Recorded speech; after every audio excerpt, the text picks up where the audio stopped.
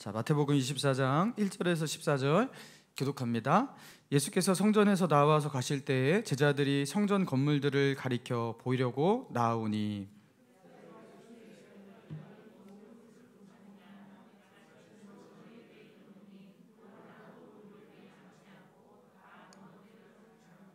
예수께서 감난산 위에 앉으셨을 때에 제자들이 조용히 와서 이르되 우리에게 이르소서 어느 때에 이런 일이 있겠사오며 또 주의 임하심과 세상 끝에는 무슨 징조가 있사오리이까.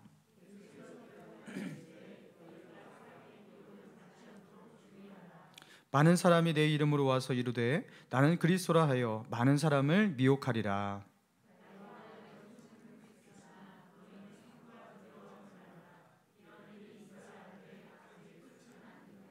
민족이 민족을 나라가 나라를 대적하여 일어나겠고 곳곳에 기근과 지진이 있으리니 그때 사람들이 너희를 환난에 넘겨주겠으며 너희를 죽이리니 너희가 내 이름 때문에 모든 민족에게 미움을 받으리라.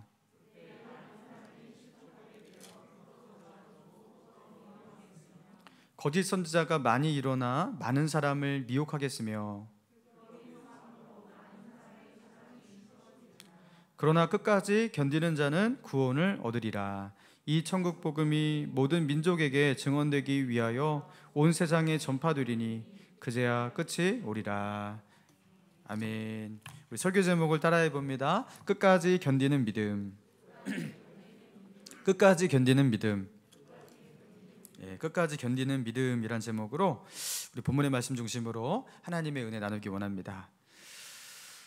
여러분의 이렇게 얼굴을 진짜 오랜만에 보게 되어서 너무나 반갑습니다. 아침에 가슴이 막 설레더라고요.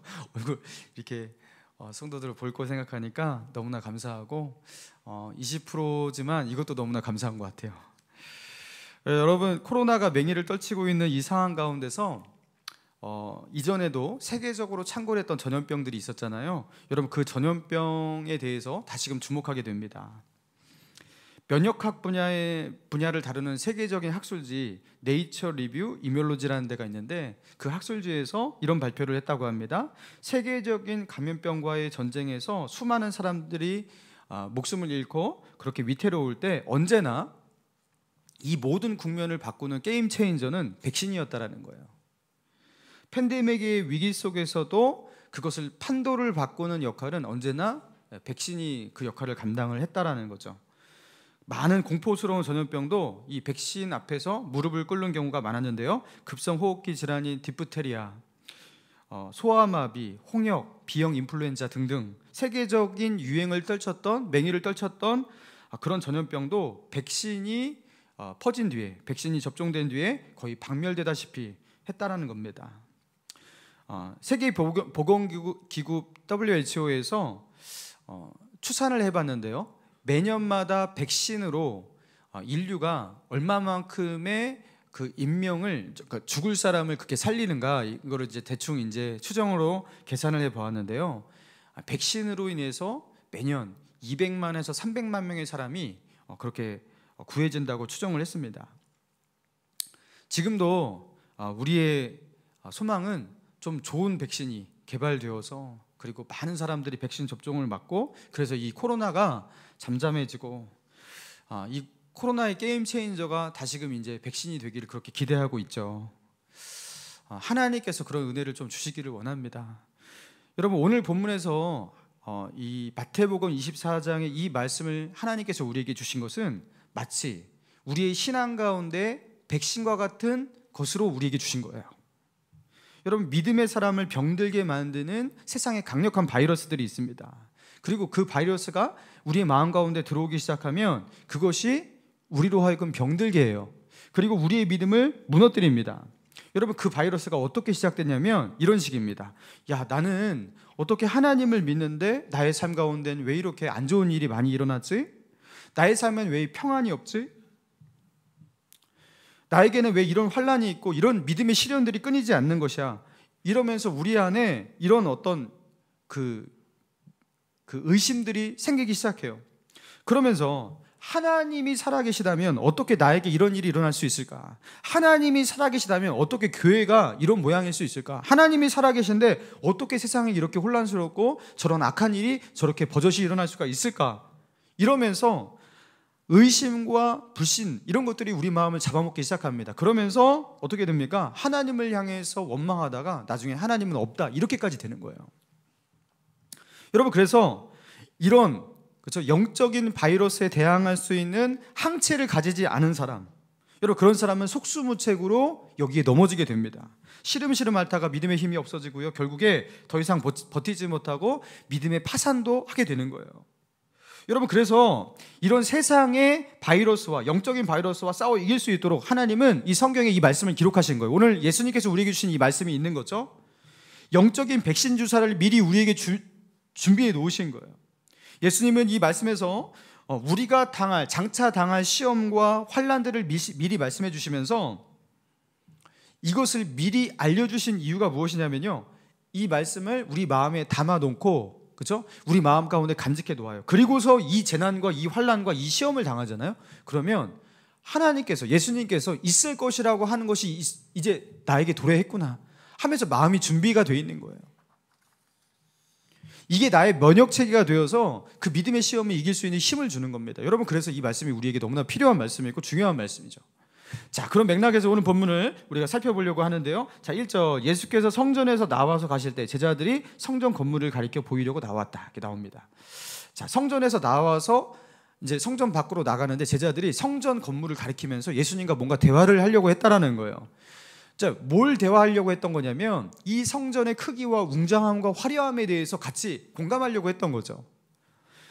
지금 이 제자들이 가리키고 있는 이 성전은 헤롯 성전이라고 불리는 세 번째 성전입니다. 자, 첫 번째 성전은요, 솔로몬이 지은 성전이에요. 솔로몬 성전이라고 불리는 크고 화려한 성전이었습니다. 자, 그런데 바벨론에 의해서 남유다가 망하면서, 그죠? 그때 그 성전도 같이 무너지죠. 그리고 그 바벨론으로 포로로 잡혀갔다가 귀환하는 것, 바벨론 포로 가운데 이제 귀환해 갖고 다시 성전을 재건하는데, 그렇게 세워진 두 번째 성전이 무엇이냐면 수룹바벨 성전이라고 해요. 여러분, 그런데 이 수룹바벨 성전은 예전의 그 솔로몬 성전의 그 크기와 웅장함, 그 화려함에 미치지 못하는, 그 솔로몬 성전을 알고 있는 사람에게는 굉장히 초라한 성전이었습니다. 그런 수룹바벨 성전이 두 번째 성전이었습니다. 자, 그렇게 두 번째 수룹바벨 성전으로 그렇게 거기서 예배하며 살아오다가 이제 로마 시대가 도래하죠. 그리고 이스라엘은 로마의 체제 가운데 들어갑니다. 그리고 로마에서 분봉왕으로 임명했던 헤롯 대왕, 헤롯 대제가 있을 때 그 헤롯 대왕이 그 유대인의 환심을 사기 위해서, 이들의 민심을 얻기 위해서, 이들을 위해서 뭘 할까 하다가 그래, 성전을 지어주자 해갖고 수룹바벨 성전을 증축하고 개조하면서 큰 성전으로 만들어준 거예요. 그러면서 제3성전, 세 번째 성전이 이제 세워지는 거예요. 그게 바로 헤롯 성전입니다. 헤롯에 의해서 세워졌기 때문에. 여러분, 그런데 이 이방인에 의해서 세워진, 그죠? 로마의 권력자에 의해 세워진 성전이 뭐 볼 게 있나 싶지만 이 성전은 솔로몬의 성전을 능가할 정도의 크기와 웅장함이었어요. 이 성전은 BC 19년경에 착공이 되었어요. 그러니까 예수님이 태어나기도 전에 착공이 되어서 예수님이 지금 제자들과 대화를 나누고 있는 약 AD 30년경에도 계속해서 공사가 이루어지고 있는 상황이었어요. 헤롯 성전이 올라가고 있었다는 거죠. 그리고 이것이 언제 완공되냐면 AD 63년경, 그러니까 약 80년 동안 지어지는 성전이었어요. 그러니까 엄청나게 큰 성전인 거예요. 이렇게 화려하고 웅장한 성전, 솔로몬 성전을 능가하는 그 크기, 그것을 보고서 자 보십시오, 예수님, 야 얼마나 대단합니까? 이렇게 제자들이 이런 말을 하려고 예수님께 그저 손을 가리키면서 이렇게 나왔던 거죠. 근데 예수님은 말씀하십니다. 2절, 대답하여 이르되 너희가 이 모든 것을 보지 못하느냐? 내가 진실로 너희에게 이르노니 돌 하나도 돌 위에 남지 않고 다 무너뜨려지리라. 여러분, 이게 무슨 말씀인지 전에 말했었죠.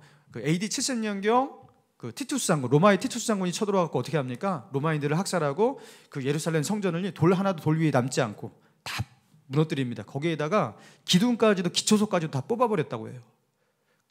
그렇게 회파시킵니다. 그리고 예루살렘 사람들은 다 학살해버립니다. 그런 그 하나님의 심판이죠. 그 하나님의 심판이, 예루살렘을 향한 하나님의 심판이 일어나는데 제자들이 그 말을 들을 때 너무나 놀라운 거죠. 너무나 당황스러운 거죠. 왜냐하면 아니 이렇게 로마에 의해서 지어진 크고 웅장한 성전이 이렇게 많은 정성과 그저 많은 인력과 돈과 시간을 들여서 만들어진 이 성전이 무너진다고요?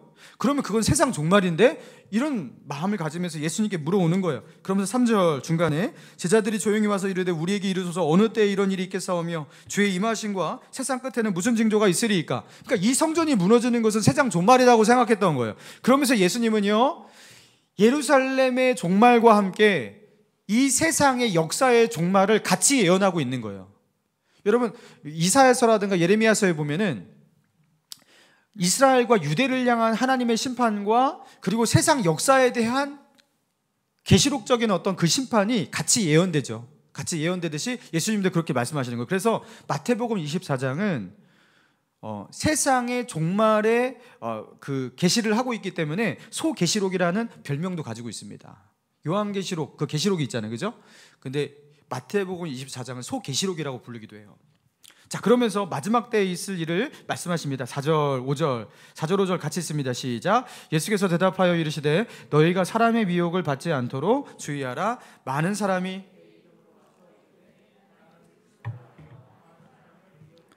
자, 그때 어떤 일이 있다고요? 많은 사람이 몇몇 사람이 아니에요. 많은 사람이 와서 내가 누구라고요? 내가 그리스도다, 나를 믿어라, 내가 구원자, 이런다라는 거예요. 여러분, 기독교에는 왜 이렇게 많이 이단이 많고 사이비가 많냐? 하나님이 살아계시다면 이런 게 있을 수가 있을까? 이런 생각을 하시는 분 성경에 나와 있습니다. 그렇게 될 거라고 하나님께서 말씀하셨잖아요. 많은 사람이 그렇게 할 것이라고. 여러분, 그래서 그 이단이, 기독교만큼 이렇게 이단이 많은 데가 없어요. 내가 그리스도라는 거예요. 내가 구원자라는 거예요. 내가 계시를 받았다라는 거예요. 근데 주님께서 이것을 말씀하셨어요. 믿는 자들을 넘어뜨리고 미혹하기 위해서 많은 사람들이 그렇게 할 것이다, 그렇게 말씀하셨어요. 여러분, 그러니까 그것을 이상히 여기면 안 돼요. 아, 올 것이 왔구나, 주님께서 말씀하신 대로 되는 것이구나, 여러분 그렇게 받아들여야 되는 거죠. 하나님이 살아계시다면 어떻게 이만희 같은 사람이 있을 수 있어? 있을 수 있다니까요. 성경을 안 읽어서 그러는 거예요. 자, 그리고 6절입니다. 난리와 난리 소문을 듣겠으나 너희는 삼가 두려워하지 말라. 이런 일이 있어야 하되 아직 끝은 아니니라. 여기서 말하는 난리라는 것은 이제 대부분의 성경과 영어 성경에서는 전쟁이라고 번역됐어요. 전쟁 같은 말입니다. 전쟁과 전쟁에 관한 소식들이 있을 것이다. 나라와 나라 간의 전쟁, 민족과 민족 간의 전쟁이 있을 것이다. 자, 그리고 7절 중간에 곳곳에 무엇이 있다고요? 기근과 지진이 있을 것이다. 자, 그러니까 자연재해가 끊이지 않고 이곳저곳에서 기근과 지진으로 그렇게 고통받는 자연재해도 일어날 것이다. 여러분, 그러니까 이 상황이 얼마나 끔찍합니까? 전쟁, 자연재해, 그리고 교회 안에서는 굉장히 미혹하고 그것에 넘어가는 많은 사람들. 그런데 8절, 이 모든 것은 재난의 시작이다. 이거는 시작에 불과하대요. 자, 그리고 계속해서 말씀하시는데요. 9절, 그때 사람들이 너희를 환난에 넘겨주겠으며 너희를 죽이리니 너희가 내 이름 때문에 모든 민족에게 미움을 받으리라. 자, 본격적으로 그리스도인들이 당할 환난이에요. 뭘 말하는 겁니까? 너희를 세상 사람들이 환난에 넘겨주겠다. 그리고 너희를 죽일 것이다. 그리고 너희를 미워하여서 이 교회를 핍박할 거래요. 그리고 심지어 어떻게 되냐면 모든 민족에게 미움을 받을 것이다. 여러분, 기독교는 사랑받는 종교, 교회는 사랑받는 교회가 아니라, 세상에게 환대받는 교회가 아니라 미움을 받는 종교가 될 것이다, 그렇게 말씀하고 있어요. 여러분, 이거를 우리가 이제 예수 믿는 사람들의 어떤 성화되지 못하고 그리고 그 상식적이지 못한 어떤 행동이라든가 자신의 실수까지도 그거 잘못한 것 때문에 미움을 받는데도 그것을 이 말씀이 성취되고 있다, 이렇게 하시는 분이 있어요. 그래서 신천지 이만희도 그러잖아요. 이 말씀을 들이대면서 우리가 지금 미움을 받고 있다 이러고 있거든요. 여러분, 이렇게 이용하시면 안 됩니다. 예, 정통 기독교인조차도 같이 그렇게 미움을 받고 그리고 사람들이 우리를 혐오하고 그리고 심지어 핍박하고 죽는 데 내어주는 일까지 일어날 것이다, 그렇게 말씀하고 있어요. 여러분, 우리 마음이 그러니까 준비해야 되는 거예요. 그런 핍박과 환난을 이길 수 있는 나의 믿음인가? 자, 그리고 더 심각한 것은 무엇이냐면 10절입니다. 자, 10절 같이 읽을게요. 시작. 그때 많은 사람이 실족하게 되어 서로 잡아주고 서로 미워하겠으며. 자, 뭘 말하는 겁니까? 교회 안에서의 내부적인 분열 말하는 겁니다.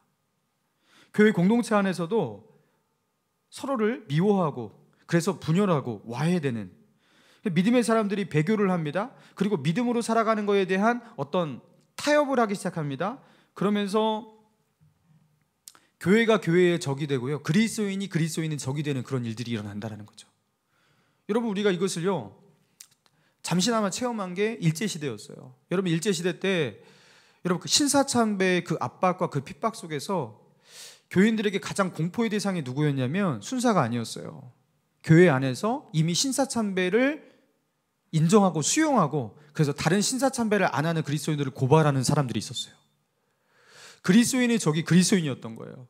그리고 그들이 배신해서 자신의 형제를 죽는 데 내어주는, 그렇게 고발하고 감옥에 갈고, 여러분 이런 일이 실제로 일어났단 말이에요. 여러분, 그런데 마지막 때, 종말의 때 이런 일들이 파다하게 일어날 것이다, 그렇게 말씀하고 있습니다. 그리고 이 재난의 하이라이트는 이제 12절입니다. 12절 같이 읽겠습니다. 11절 먼저 읽겠습니다. 시작. 거짓 선지자가 많이 일어나 많은 사람을 미혹하겠으며. 자, 여기 아까는요 많은 사람이 내가 그리스도라 이렇게 말한다고 했는데, 이제는요 많은 사람이 미혹이 될 것이다. 그러니까 그런 미혹이 너무나 잘 통한다라는 거예요. 그러니까 그 이단들이 부흥하고요, 번성하고요, 그리고 많은 사람들이 그 미혹의 길로 갈 거래요. 여러분, 그러니까 나는 안 그럴 거야. 여러분, 이게 안심할 수가 없는 거예요. 마지막 때에는요 그 이단들이 창궐하고, 그 이단들이 이단으로 와 이렇게 하는 게 아니라 어떻게 보면은 그 이단들이 주류 같은 모양으로 행세할 수도 있습니다. 자, 그리고 하이라이트 12절입니다. 시작. 불법이 성함으로 많은 사람의 사랑이 식어지리라. 자, 많은 사람이 서로 불법을 저질러요. 근데 이거는 그리스도인도 마찬가지예요. 그러니까 그리스도인도 그리스도인을 서로 믿지 못해요. 교회 공동체 간에 서로 믿지 못하니까 어떻게 되겠어요? 사랑할 수 있나요? 저 사람이 불법을 저지르고, 그렇죠, 기준이 없고, 그런데 그 사람을 사랑할 수가 있나요? 존경할 수가 있나요? 그러니까 성도의 사랑도 다 식어지게 됩니다. 아무도 믿을 사람이 없게 되는 거예요. 교회의 지도자들인데 그 지도자들도 믿을 수가 없게 됐어요. 그래서 냉소하게 됩니다. 사랑이 식어집니다. 그래서 교회 안이나 교회 밖이나 안팎으로 절망적인 상황이 그저 입체적으로 우리에게 그렇게 닥치게 된다는 거예요. 전쟁이 끊이지 않죠. 교회는 세상에게 핍박을 받고 미움을 받죠. 교회 안에서도 서로 사랑하지 못하고 냉랭하고, 그렇죠, 서로를 미워하죠. 절망적인 모습이 그렇게 펼쳐진대요. 여러분, 지금까지 이 모습, 그렇죠, 예수님께서 말씀하신 이게 우리의 미래라고 산다면 여러분, 우리가 예수를 믿을 맛이 나나요? 야, 예수 믿는 것이 너무나 힘들잖아요, 그죠? 야, 이렇게 어둡고 컴컴한, 내가 이걸 어떻게 감당할 수가 있을까? 종말로 갈수록 하나님의 살아계심과 교회 공동체의 성령의 충만함과, 그리고 우리가 가지고 있는 그 믿음의 열매들과, 그리고 하나님의 영광이 나타나서 보여지는 이런 형국으로 역사가 펼쳐지는 것이 아니라 오히려 그 모든 것들이 없어지기 시작합니다. 상황은 좋지 않은 쪽으로 간다라는 거예요. 그나마 이 세상에 소망이 되어야 될 교회조차도 거짓 선지자가 판치게 되고, 그리고 많은 사람들이 그리로 끌려가고 그들이 득세하게 되고, 그러면서 믿음의 사람들은 시험에 걸려 넘어지게 되고, 그리고 성도들 안에 분열과 불신이 일어나게 되고, 여러분, 이게 재난의 시작이래요. 여러분, 그러면서 이런 재난을 당한 우리는 어떻게 됩니까? 그게 마지막이다 하면서 결국에 이렇게 끝나는 거야 하면서 새드 엔딩인가? 아니에요. 새드 엔딩이 아니에요. 주님은 마지막에 이렇게 말씀하셨습니다.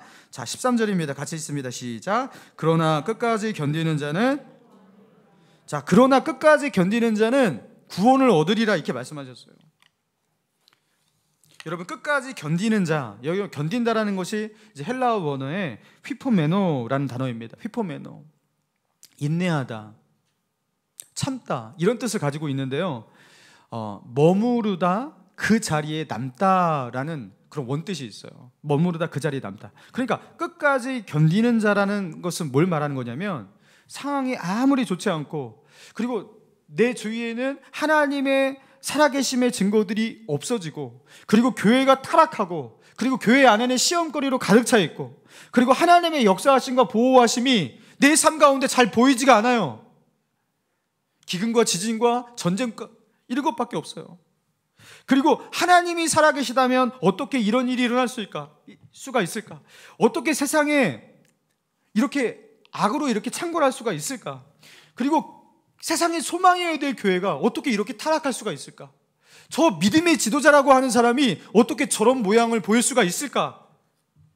그러면서 우리의 마음을, 우리의 믿음을 실족하게 만드는 일들이 이 세상 가운데 계속해서 일어날 것인데, 그런 상황 가운데서도 끝까지 어떻게 하라는 거예요? 휘포매노, 그 자리에 머물고 남아있어야 한다는 거예요. 견딘다라는 것은 그 자리에 머물다 남아있다는 뜻이에요. 어떤 자리요? 어떤 자리에 우리가 머물러 있어야 한다는 거죠? 하나님은 살아계시다. 나의 구원과 소망이 되시는 분은 오직 예수 그리스도다. 이 진리는 확실하다. 여러분, 이 확실한 진리를 믿는 믿음 가운데서 조금도 움직이지 않고 그 자리에 남아있어야 된다는 거예요. 세상이 이러니까, 상황이 이러니까, 내가 그런 것들을 보았으니까, 그러니까 하나님은 아닌 것 같아, 이게 아니라, 그럼에도 불구하고 여전히 처음에 확실한 그것을 붙잡고 끝까지 남아있어야 된다는 거죠. 여러분, 이스라엘 백성들이 광야에서 늘 실패했던 것이 무엇입니까? 하나님께서 그들에게 보여주신 그 확실한 믿음, 여러분, 그것을 붙들고 지키는 거예요. 그걸 못했어요. 그래서 어떻게 합니까? 광야 생활을 이제 10가지 재앙으로, 그리고 홍해를 가르는 기적으로 그렇게 하나님의 구원을 경험하고서 광야로 딱 들어갔거든요. 들어가서 이제 조금만 시간 지나니까 물이 떨어졌어요. 물이 떨어지니까 어떻게 합니까? 하나님께서 반석을 터쳐서 그들에게 물을 먹이려는 하나님의 계획이 있었지만, 그때까지 조금만 견디면 되는데 그걸 견디지 못하고 어떻게 합니까? 하나님을 원망합니다. 바로 하나님을 원망합니다. 자, 그리고 그들이 이제 시내산에 왔어요. 시내산에서 모세가 율법을 받기 위해서 시내산 위로 이렇게 올라갑니다. 40일을 그곳 가운데 있었어요. 그들이 의지하고 그들이 따랐던 모세가 자기 눈앞에 보이지 않고 사라졌어요. 그러니까 자신의 지도자가 보이지 않자 너무나 답답한 마음 가운데 어떻게 합니까? 우리를 저 가나안 땅으로 인도해낼 우리의 신을 만들라 하면서 그들이 금송아지 우상을 만들고 그 앞에 절하고 거기 앞에 제사를 드립니다. 모세가 시내산에서 하나님의 말씀을 받기 위해서 40일 동안 그들 앞에 안 보였을 뿐인데, 그 모세가 없는 40일 동안도 믿음을 지키지 못해요. 그 믿음 안에 머물러 있지를 못해요. 자, 그리고 40년 동안 수많은 우여곡절이 있었죠. 그 독에서 많은 연단도 받았을 거예요. 여러분, 그런데 이 40년이 끝나고 이제 40년째였어요. 마지막으로 가나안 땅을 앞에 두고 있어요. 에돔을 하나님께서 에돔과의 전쟁을 원하지 않았기 때문에 에돔을 우회하라고 했거든요. 그래서 그 바란 광야를 이렇게 헤매면서 40년 동안 그렇게 지냈는데, 이제요 그 에돔 땅을 우회하다가 아라바 광야를 지나게 됐는데, 광야 생활 끝낸 줄 알았더니 다시 광야인 거야. 그러니까 그 에돔 땅을 우회하는 그 마지막 그 몇 달의 시간 동안 그들이 시험에 듭니다. 그래서 하나님을 또다시 원망합니다. 그러니까 마지막까지 하나님을 원망했던 거예요. 자신들의 상황이, 환경이 척박해지고 어려워지면 바로 믿음이 없어지고 낙심해버리고 원망하는 모습, 그게 이스라엘의 모습이었어요. 여러분, 그런 실패의 그 현장들을 왜 우리에게 이렇게 보여줄까? 하나님은 왜 우리에게 이렇게 보여주시는 것입니까? 나는 이런 믿음을 원하지 않는다라는 거예요. 이스라엘 백성들이 40년 동안 나에게 그렇게 거역하고 반항했던 그런 모습, 나 이걸 원하지 않는다는 거예요. 하나님께서 가장 바라시는 믿음은 그렇게 상황과 환경에 따라 일희일비하면서, 그렇죠? 올라갔다가 내려왔다가 이런 믿음이 아니라는 거예요. 하나님은 우리에게 세상의 시험과 유혹 앞에서도 너의 믿음을 지키며 그 자리에 머물러 있어라, 이걸 요구하시는 겁니다. 하나님은 온실 속의 화초, 그것도 우리는 화초라고 부르지만 하나님에게는 온실 속에 갇혀있는 믿음은 믿음이 아니라고 말씀하셔요. 그리고 하나님은 우리를 어디로 내모십니까? 이 세상의 그 어두움 속에, 그 광야의 척박함 속에서 너는 한번 견뎌봐라 하면서 우리를 광야로 내모시는 거예요. 그리고 거기서 너의 믿음을 증명해 보라는 거예요. 그래야지 진짜 믿음이라는 거예요. 하나님은 우리에게 그래서 그런 믿음을 요구하고 계신 겁니다. 여러분, 요셉이 10대의 나이에 형들에게 미움을 받아서, 그죠? 돈을 받고 그 애굽으로 팔려가지 않습니까? 그 보디발의 집에 노예로 그렇게 붙들려 갔습니다. 그런데 자기의 피부치 형제에게 배신을 당해서 그렇게 팔려갔다라는 거, 여러분 그걸 상상해 보십시오. 여러분 이게 얼마나 끔찍한 일이에요. 부모 형제 그 어린 나이에 10대의 나이에 다 잃고 이국 땅에서 노예가 됐어요. 노예는 자기의 목숨이 자기 게 아니에요. 모든 자유를 박탈당하고 그렇게 살게 되었어요. 내가 그런 일을 당했다고 상상해 보세요. 여러분 그때 내 마음 가운데 어떤 생각이 들까요? 나는 하나님을 믿는데, 여호와를 경외하는 사람인데, 예배도 잘 드렸는데 나에게 어느 날 그런 일이 일어났어요. 내가 가지고 있는 모든 것을 다 뺏기고 내 인생은 망한 것 같아요. 여러분 그때도 나는 하나님을 신뢰합니다, 의지합니다, 여러분 이렇게 말할 수 있을까? 요셉은요 그런 생각이 들었을 것 같아요. 하나님이 살아계시다면 어떻게 나에게 이런 일이 일어날 수 있습니까? 하나님, 정말로 하나님이 나를 사랑하신다면 어떻게 나에게 이렇게 하실 수 있습니까? 이렇게 하면서 난 이런 하나님 모실 수 없어, 난 이런 하나님 인정할 수 없어요. 아니 하나님 없어요. 당신은 없기 때문에 이런 일이 일어나는 거예요. 여러분 이렇게 되는 것이 수순 같아 보입니다. 그죠? 그런데 요셉에게 기적이 일어났어요.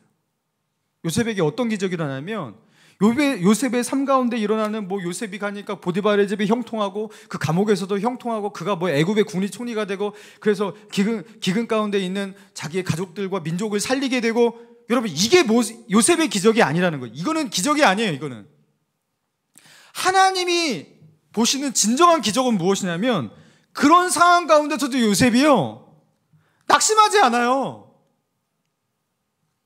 하나님을 향한 신뢰를 거두지를 않아요. 그 상황 가운데서 신실하신 하나님을 의지하고, 그죠? 그 하나님을 신뢰하는 그 믿음 가운데 그렇게 머물러 있어요. 여러분 이게 기적이죠. 하나님은 우리에게 그걸 요구하시는 겁니다. 왜 우리를 그렇게 척박한 상황과 환경 가운데 우리를 내모시냐?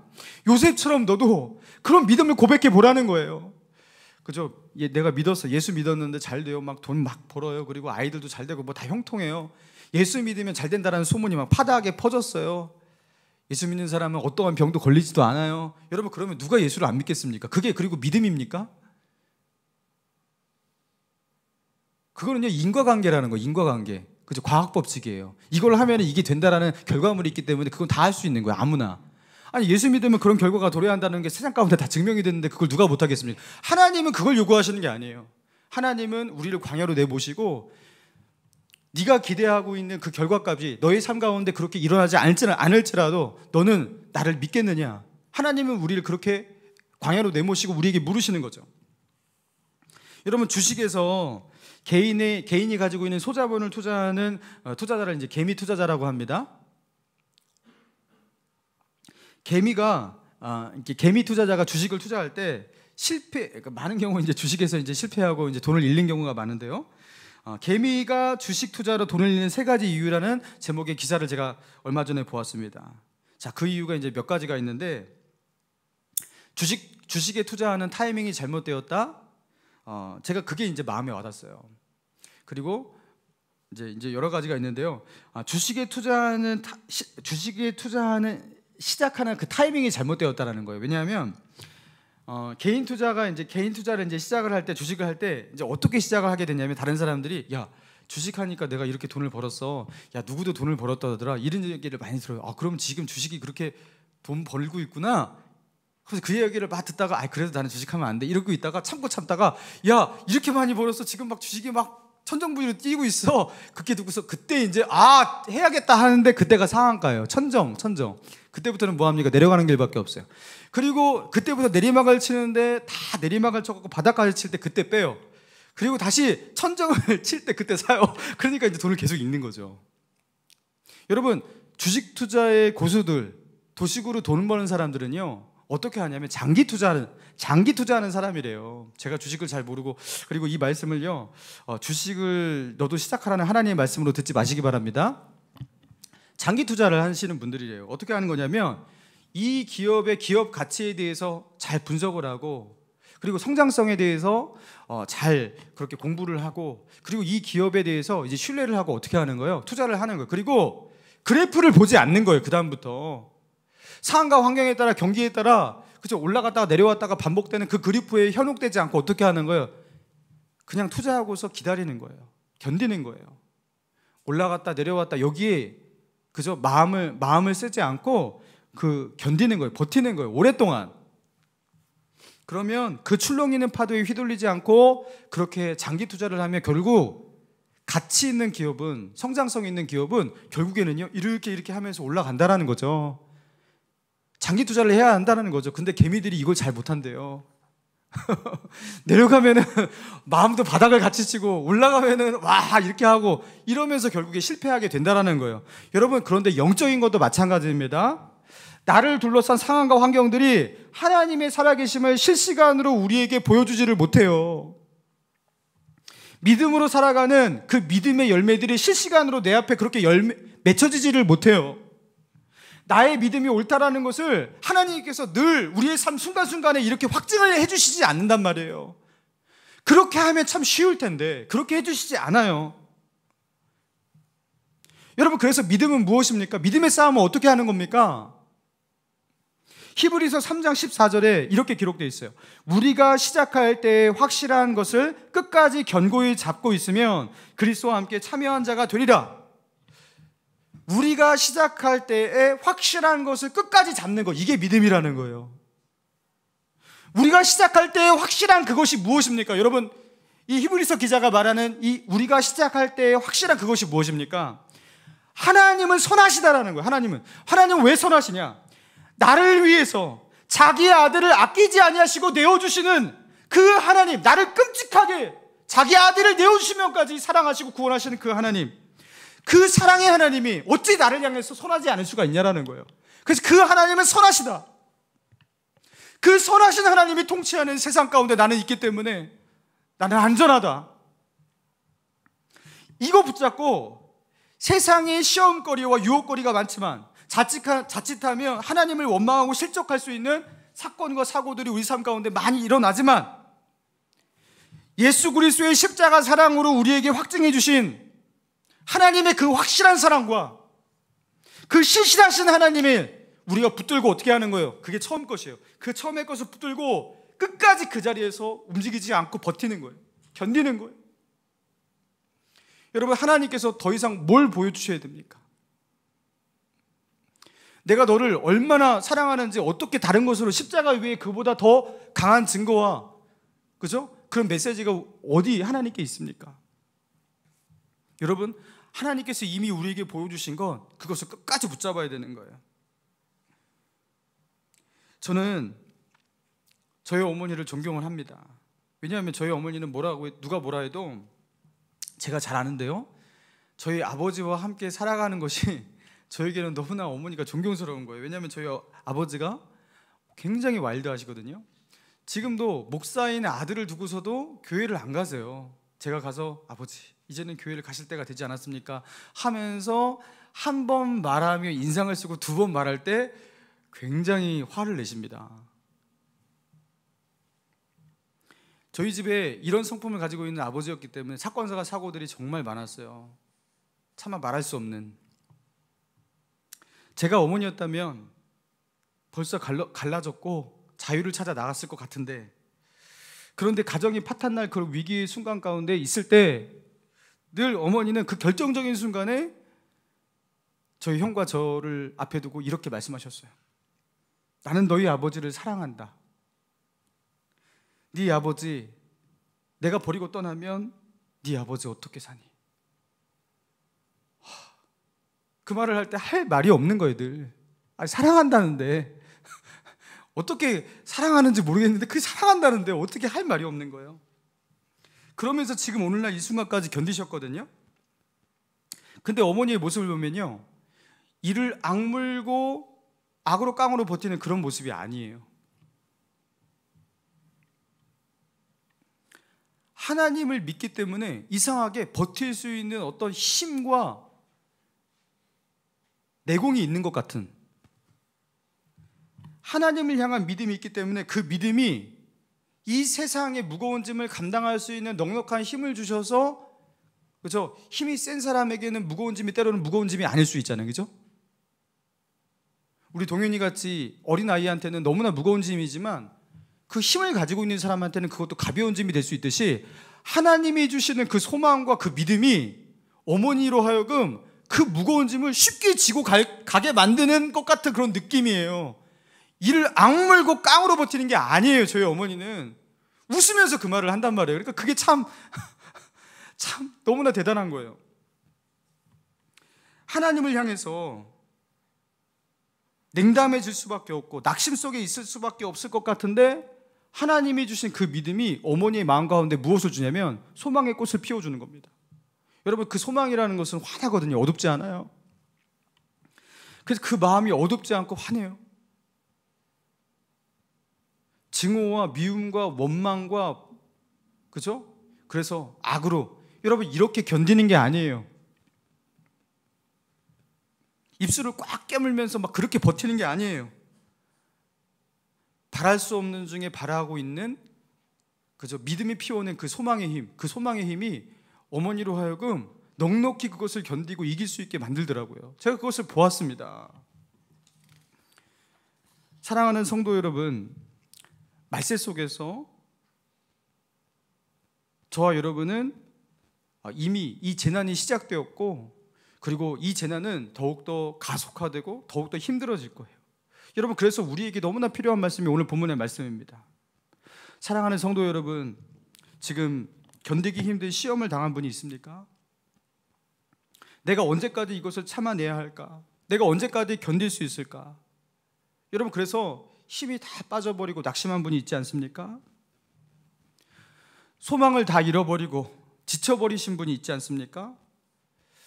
여러분, 하나님은요, 너의 온 힘을 당해서 악으로 깡으로 한번 버텨봐라, 입술 꽉 깨물고 버텨봐라.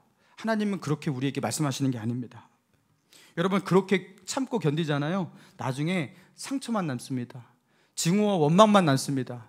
그리고 그 상처와 증오와 원망은요, 또 다른 쓴뿌리를 피워내요. 하나님은 그것을 우리에게 요구하시는 것이 아니에요. 하나님은 우리에게 이렇게 말씀하시는 거예요. 로마서 12장 12절에 소망 중에 즐거워하며 환난 중에 참으며 기도에 항상 힘쓰며 라는 말씀이 있어요. 소망 중에 즐거워하며 환난 중에 참으며. 여러분, 그리스도인은 어떤 존재냐면요, 소망 속에서 즐거워하는 존재예요. 지금 내 상황과 환경은 광야란 말이에요. 소망이 없어요. 근데 하나님이 우리의 소망이 되시기 때문에, 그 소망 때문에 내 안에 뭐가 있냐면 광야의 어둠이 내 마음을 지배하지 않고 그 소망의 즐거움이 나를 지배한다라는 거예요.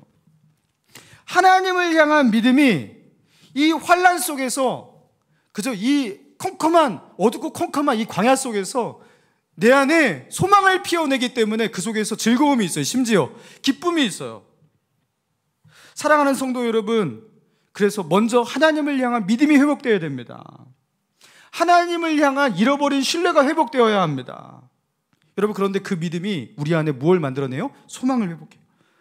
소망을 만들어내요. 그리고 그 소망은 낙심과 절망 속에 있는 우리로 하여금 견딜 수 있는 힘을 줄 뿐만 아니라 넉넉하게 견디어낼 수 있게 만드는 거예요. 그래서 끝까지 견디는 믿음으로 승리할 수 있는 저와 여러분 되기를 주님의 이름으로 축원합니다.